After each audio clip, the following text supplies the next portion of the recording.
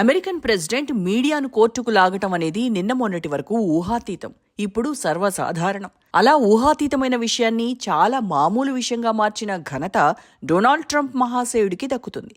ఆయన తాజాగా దావా వేసింది బీబీసీపై. $5 బిలియన్ పరువు నష్టం కింద చెల్లించమని, మరో $5 బిలియన్ అన్ఫెయిర్ ట్రేడ్ ప్రాక్టీసెస్ చట్టం ఉల్లంఘించినందుకు చెల్లించమని దావా. ఇంతకుముందు ట్రంప్ న్యూయార్క్ టైమ్స్ పత్రికపై $15 బిలియన్ దావా వేశారు. అది ఇంకా పెండింగ్లో ఉంది. వాల్ స్ట్రీట్ జర్నల్ పై $10 బిలియన్ దావా వేశారు. $10 బిలియన్ అంటే 1,000 కోట్ల డాలర్లు. రూపాయల్లోకి మారిస్తే 90,000 కోట్లకు కాస్త ఎక్కువ. గతంలో కూడా ట్రంప్ ఇలానే మీడియా సంస్థలపై దావా వేశారు. CBS న్యూస్ $16 మిలియన్ చెల్లించి రాజీ చేసుకుంది.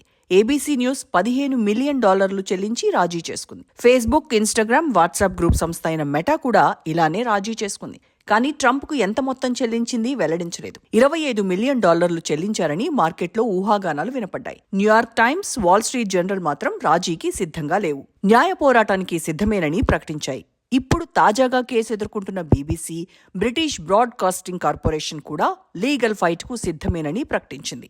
ఇంతకీ కేసేంటయ్యా అంటే 2024లో ట్రంప్ రెండోసారి ఎన్నికకు ముందు BBC ఒక డాక్యుమెంటరీ ప్రసారం చేసింది.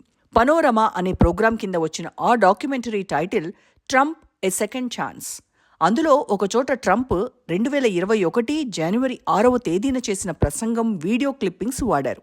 2020 ఎన్నికల్లో అప్పుడు దేశాధ్యక్షుడిగా ఉన్న ట్రంప్ రెండోసారి పోటీ చేసి ఓడిపోయారు. జో బైడెన్ గెలిచారు. ఎన్నికలలో అక్రమాలు జరిగాయంటూ ట్రంప్ పరాజయాన్ని అంగీకరించకుండా భీష్మించిన విషయం గుర్తుందిగా. 2021 జనవరి 6న ఆయన దేశ రాజధాని వాషింగ్టన్లో తన మద్దతుదారులను ఉద్దేశించి చేసిన ప్రసంగం అది.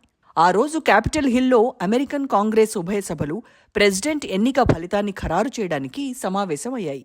ట్రంప్ ప్రసంగం తర్వాతనే ఆయన మద్దతుదారులు క్యాపిటల్ హిల్పై దాడి చేశారు. ఆయన ప్రసంగం ఒరిజినల్ వీడియోలో ఒకచోట "we're going to walk down to the Capitol and we're going to cheer on our brave senators and congressmen and women" అంటారు. అదే వీడియోలో తర్వాత మరో చోట "and we fight like hell" అంటారు. BBC డాక్యుమెంటరీలో వాడిన ఒక క్లిప్పింగ్లో Trump "we're going to walk down to the Capitol and I will be there with you and we fight like hell" అన్నట్టు చూపించారు. అన్నీ ఆయనన్న మాటలే, కానీ మధ్యలో ఎడిట్ చేసి అతికించారు. అమెరికన్ ప్రెసిడెంట్ ఎన్నికలకు కొద్ది రోజుల ముందు 2024 అక్టోబర్ 28న ఈ డాక్యుమెంటరీ ప్రసారమైంది. అప్పట్లో దీనిని ఎవరూ పట్టించుకోలేదు.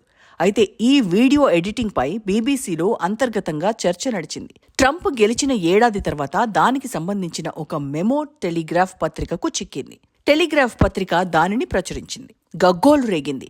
BBC వెంటనే ట్రంప్కు క్షమాపణ చెప్పింది. BBC director general Tim Davie, news విభాగం అధిపతి డెబోరా టర్నెస్ రాజీనామా చేశారు. BBC యాజమాన్యం ఆ రాజీనామాలను వెంటనే ఆమోదించింది. BBC చైర్మన్ సమీర్ షా ట్రంప్కు క్షమాపణ చెబుతూ ఆయనకు స్వయంగా లేఖ రాశారు. ఎడిటింగ్ తప్పిదాన్ని ఆయన ఆ లేఖలో ఎర్రర్ ఆఫ్ జడ్జ్మెంట్ అన్నారు. ట్రంప్ డిమాండ్ చేసిన విధంగా పరిహారం చెల్లించేందుకు మాత్రం BBC సస్సేమీరా అన్నది. దాంతో ట్రంప్ ఫ్లోరిడా స్టేట్లో దావా వేశారు. BBC ఉద్దేశపూర్వకంగా తనపై బురద జల్లేందుకు ఆ డాక్యుమెంటరీలో అలాంటి వీడియో వాడారన్నది ట్రంప్ వాదన.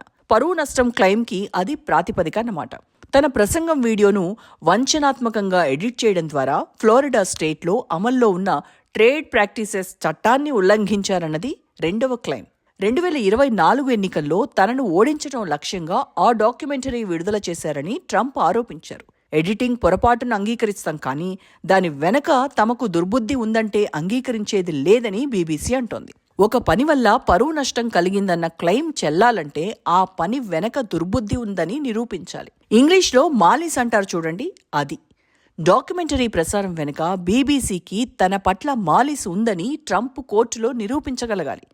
క్యాపిటల్ హిల్పై దాడికి సంబంధించి ట్రంప్ ఎదుర్కొన్న కేసులో 36 అభియోగాలు నిరూపణ అయ్యాయంటూ కోర్టు ఆయనను దోషిగా తేల్చిన విషయం ఇక్కడ గమనార్హం. అయితే ట్రంప్ దేశాధ్యక్షుడు కాబట్టి కేసులో శిక్ష ప్రకటనను జడ్జ్ వాయిదా వేశారు. ఆ డాక్యుమెంటరీ ట్రంప్ పరువుకు కలిగించిన చేటు ఏమీ లేదనడానికి దేశాధ్యక్షుడిగా 2024 ఎన్నికల్లో ఆయన గెలవడమే తార్కాణమని BBC వాదిస్తోంది. దానికి తోడు ఫ్లోరిడా కోర్టు జ్యూరిస్డిక్షన్ విషయంలో కూడా అనుమానాలున్నాయి. సాధారణంగా అమెరికా కోర్టులు మీడియా స్వేచ్ఛకు వ్యతిరేకంగా తీర్పులివ్వవు. మీడియా స్వేచ్ఛ హక్కుకు అమెరికా రాజ్యాంగంలో చాలా గట్టి స్థానం ఉంది. అయితే ఈ కేసు ఫైట్ చేయాలంటే బీబీసీకి చాలా డబ్బు ఖర్చవుతుంది. కానీ తప్పదు, ఎందుకంటే ఈ కేసుపై బీబీసీ పరువు ఆధారపడి ఉంది.